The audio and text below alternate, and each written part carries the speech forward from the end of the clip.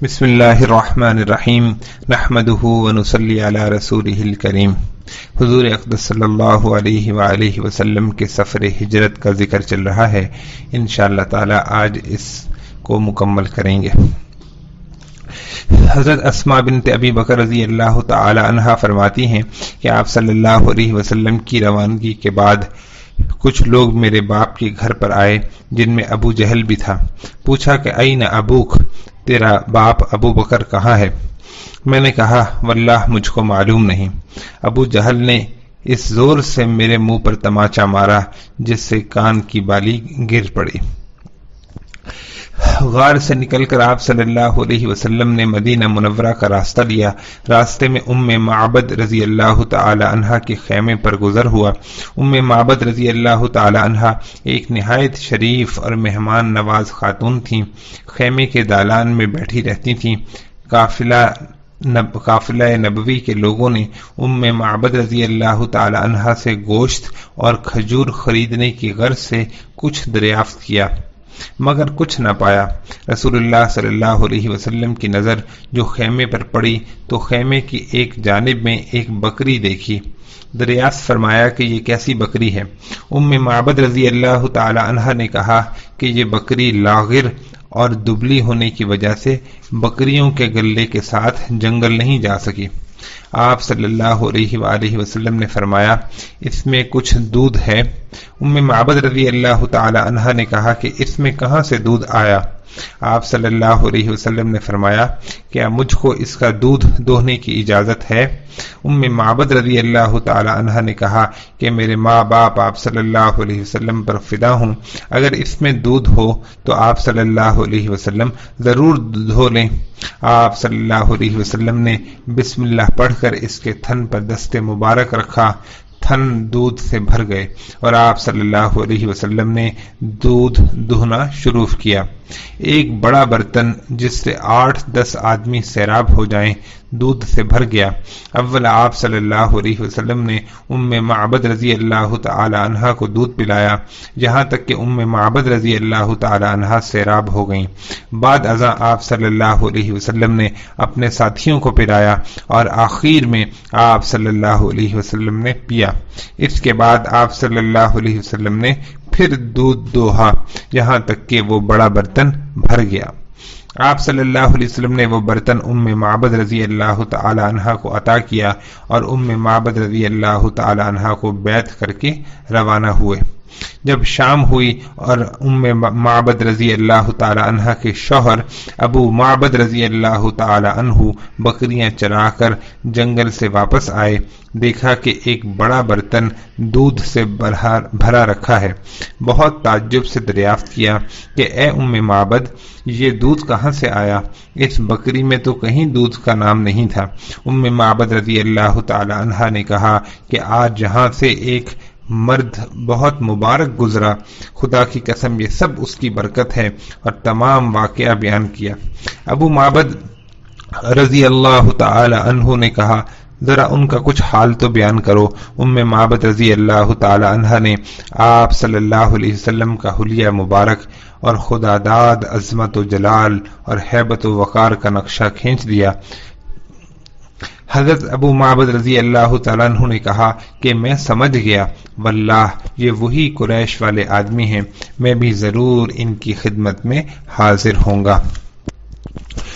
معبد رضی اللہ تعالی عنہ ابو معبد رضی اللہ تعالی عنہ یعنی معبد کے شوہر اور حبیش ابن خالد رضی اللہ تعالی عنہ یعنی معبد کے بھائی ابو سلیط بدری رضی اللہ تعالی عنہ، ان 4 اصحاب کا صحابی ہونا مسلم اور متفق علیہ ہے۔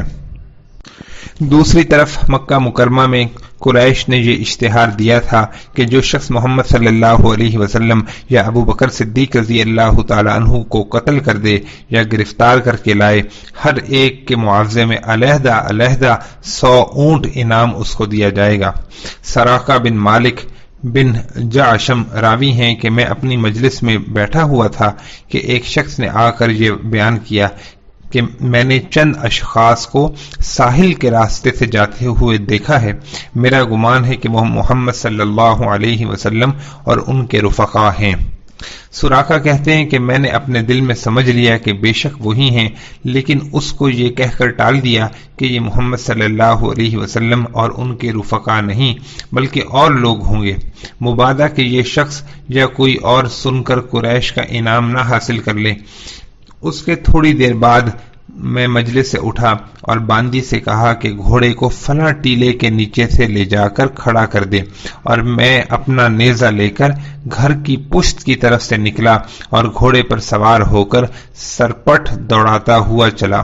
جب سراقہ آپ صلی اللہ علیہ وسلم کے قریب پہنچ گیا تو ابو بکر رضی اللہ تعالی عنہ نے دیکھا اور گھبرا کے عرض کیا کہ یا رسول اللہ صلی اللہ علیہ وسلم، اب ہم پکڑ لیے گئے، یہ شخص ہماری تلاش میں آ رہا ہے۔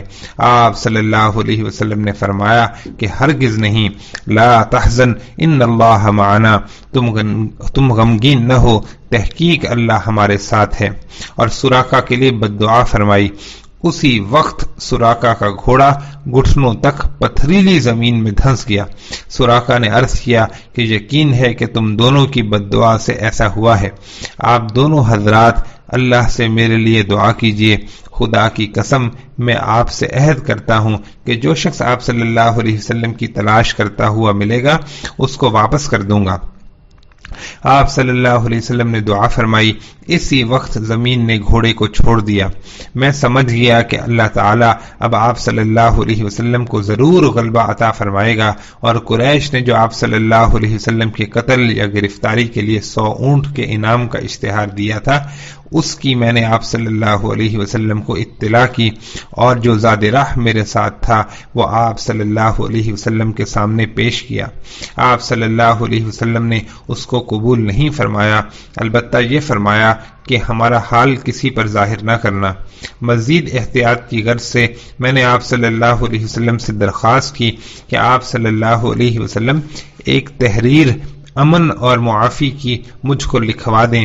آپ صلی اللہ علیہ وسلم کے حکم سے عامر بن فہیرہ رضی اللہ تعالی عنہ نے ایک چمڑے کے ٹکڑے پر معافی کی سند لکھ کر مجھ کو عطا کی۔ اور ایک حدیث میں ہے کہ آپ صلی اللہ علیہ وسلم نے سراقہ سے یہ بھی فرمایا کہ اس وقت تیرا کیا حال ہوگا جس وقت تو کسرا یعنی شہنشاہ عجم کے کنگن کو پہنے گا۔ چنانچہ فاروق اعظم رضی اللہ تعالیٰ عنہ کے زمانے میں جب عجم فتح ہوا تو کسرا کا تاج اور اس کے کنگن اور دیگر زیورات مسجد نبوی صلی اللہ علیہ وسلم میں فاروق اعظم رضی اللہ تعالیٰ عنہ کے سامنے لا کر ڈال دیے گئے۔ تو اس وقت حضرت عمر رضی اللہ تعالیٰ عنہ نے فرمایا کہ بلاؤ سراقہ کو۔ سراقہ حاضر کیے گئے۔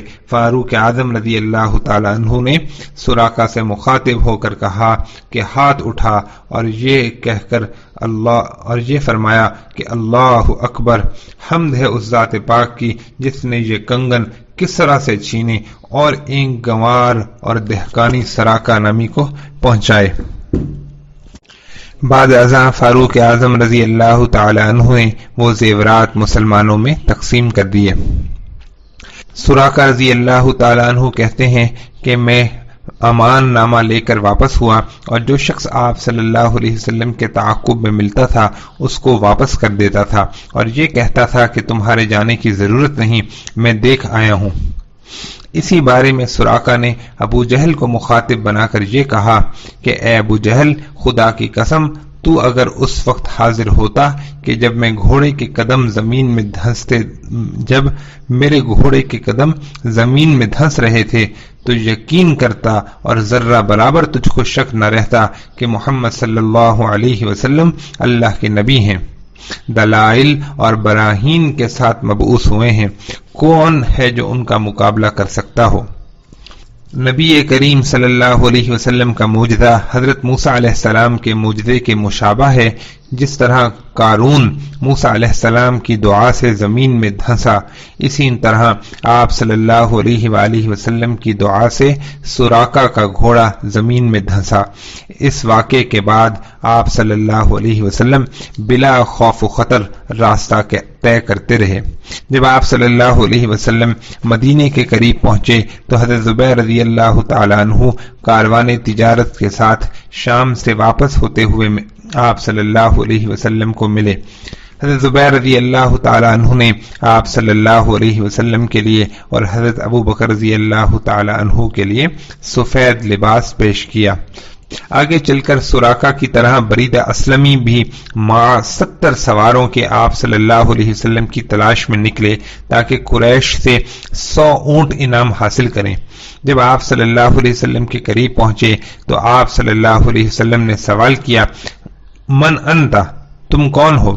جواب میں کہا، انا بریدہ، میں بریدہ ہوں۔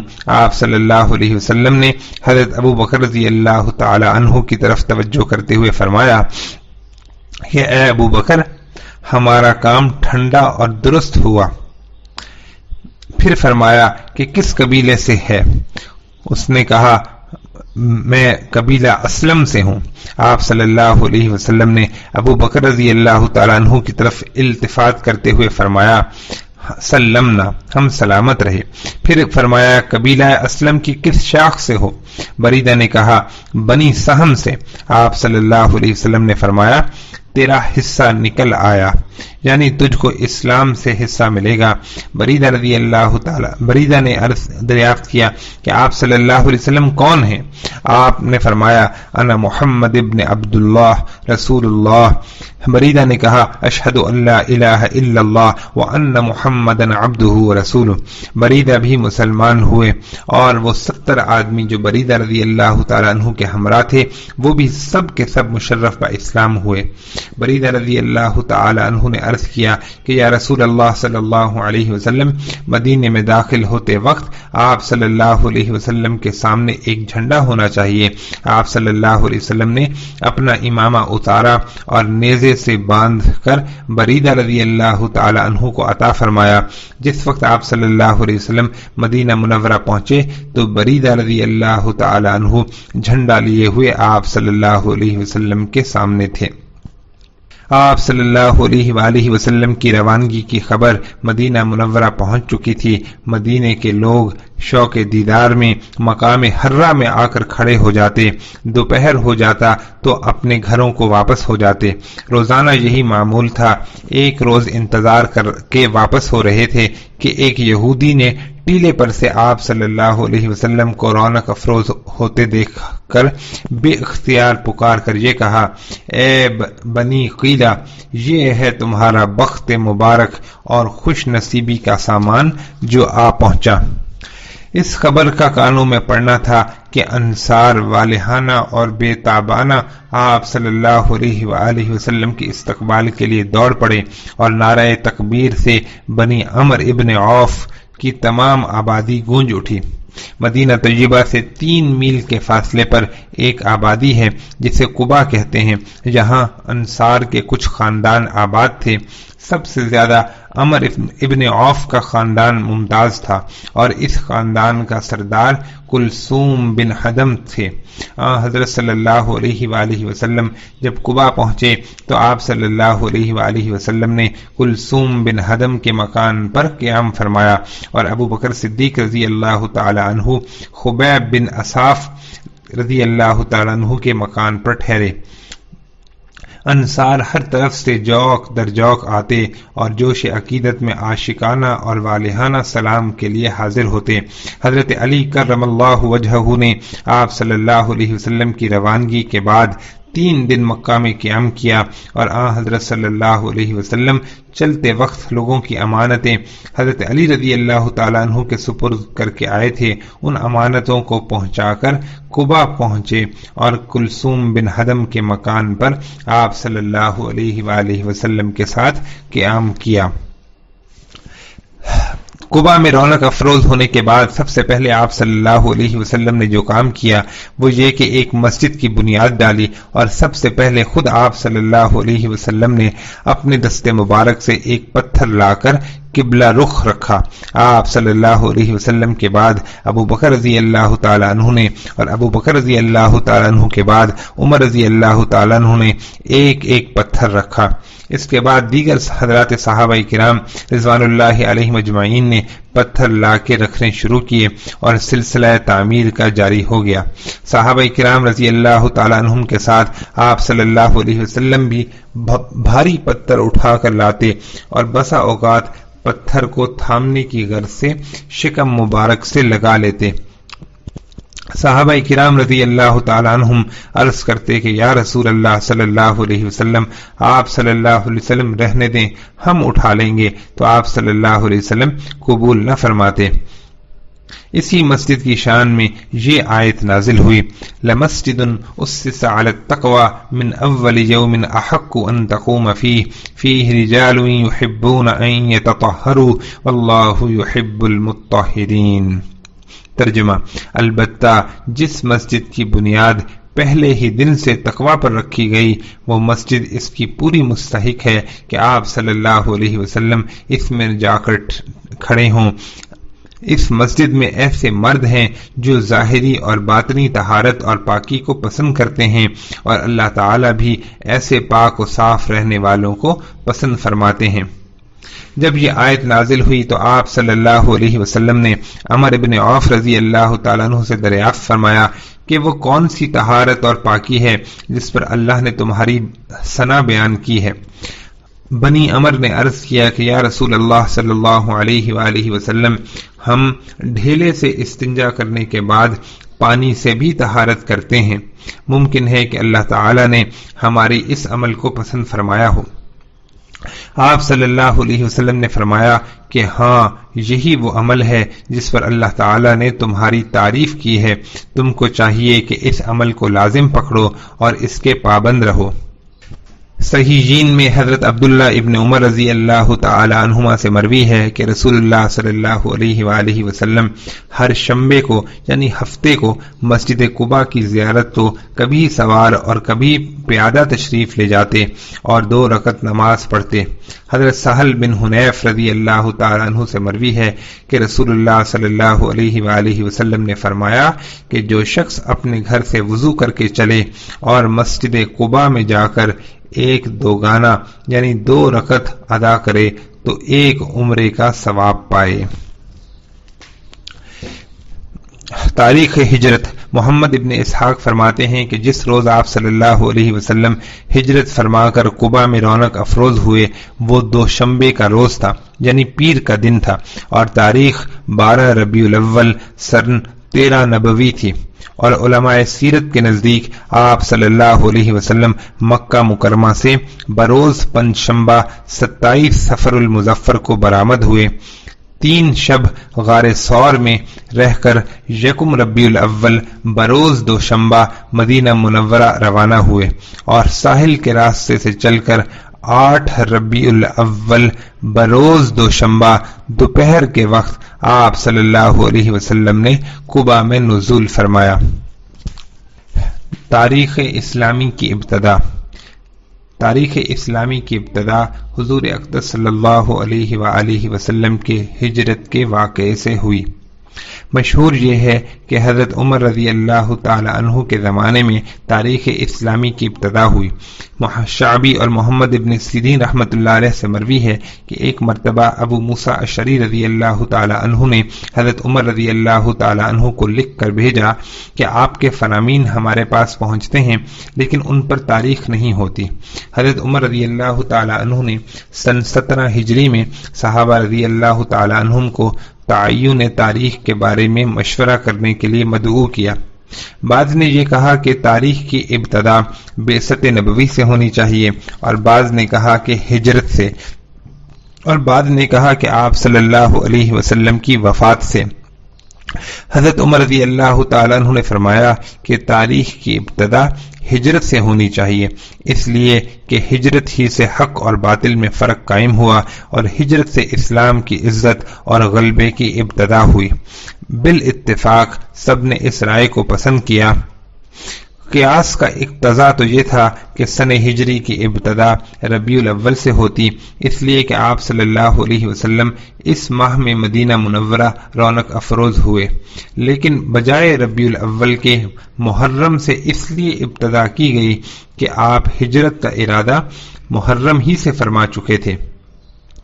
انصار نے عشرہ ذی الحجہ میں آپ صلی اللہ علیہ وسلم کے دست مبارک پر بیعت کی اور آخر ذی الحجہ میں انصار حج کر کے مدینہ منورہ واپس ہوئے۔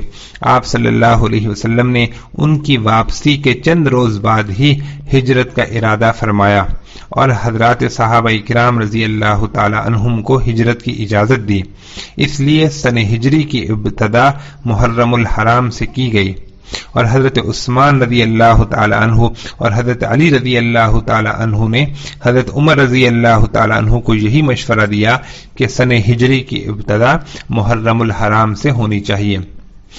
بعض نے کہا کہ رمضان المبارک سے ابتدا ہونی چاہیے۔ حضرت عمر رضی اللہ تعالی عنہ نے فرمایا کہ محرم الحرام ہی مناسب ہے، اس لیے کہ لوگ حج سے محرم ہی میں واپس ہوتے ہیں۔ اسی پر سب کا اتفاق ہو گیا۔ امام سرخسی رحمۃ اللہ علیہ سیر کبیر کی شرح میں لکھتے ہیں کہ جب عمر رضی اللہ تعالی عنہ نے تعین تاریخ کے بارے میں صحابہ رضی اللہ تعالی عنہم کو جمع کیا تو بعض نے یہ مشورہ دیا کہ تاریخ کی ابتدا ولادت باسعادت سے ہونی چاہیے، مگر حضرت عمر رضی اللہ تعالی عنہ نے اس رائے کو پسند نہ فرمایا، اس لیے کہ اس میں نصارہ یعنی عیسائیوں کے ساتھ تشبہ ہے کہ ان کی تاریخ حضرت عیسیٰ علیہ السلام کی ولادت باسعادت سے ہے۔ بعض نے یہ کہا کہ آپ صلی اللہ علیہ وسلم کی وفات سے تاریخ مقرر کی جائے، اس کو بھی حضرت عمر رضی اللہ تعالی عنہ نے ناپسند فرمایا، اس لیے کہ آپ صلی اللہ علیہ وسلم کی وفات حادثہ کبریٰ اور مصیبت عظمی ہے، اس سے تاریخ کی ابتدا مناسب نہیں۔ بحث و تمہیز کے بعد سب کا اتفاق اس پر ہوا کہ ہجرت سے تاریخ مقرر ہونی چاہیے۔ فاروق اعظم رضی اللہ تعالی عنہ نے اسی رائے کو پسند کیا، اس لیے کہ ہجرت ہی سے حق اور باطل کا فرق واضح ہوا۔ شعائر اسلام یعنی جمعہ اور عیدین علی الاعلان ادا کیے گئے۔ قباء میں چند روز قیام فرما کر جمعے کے روز مدینہ منورہ کا آپ صلی اللہ علیہ وسلم نے ارادہ فرمایا اور ناقہ یعنی اونٹنی پر سوار ہوئے۔ راستے میں محلہ بنی سالم پڑتا تھا، وہاں پہنچ کر جمعے کا وقت آ گیا، وہیں جمعے کی نماز ادا فرمائی۔ یہ اسلام میں آپ صلی اللہ علیہ وسلم کا پہلا خطبہ اور پہلی نماز جمعہ تھی۔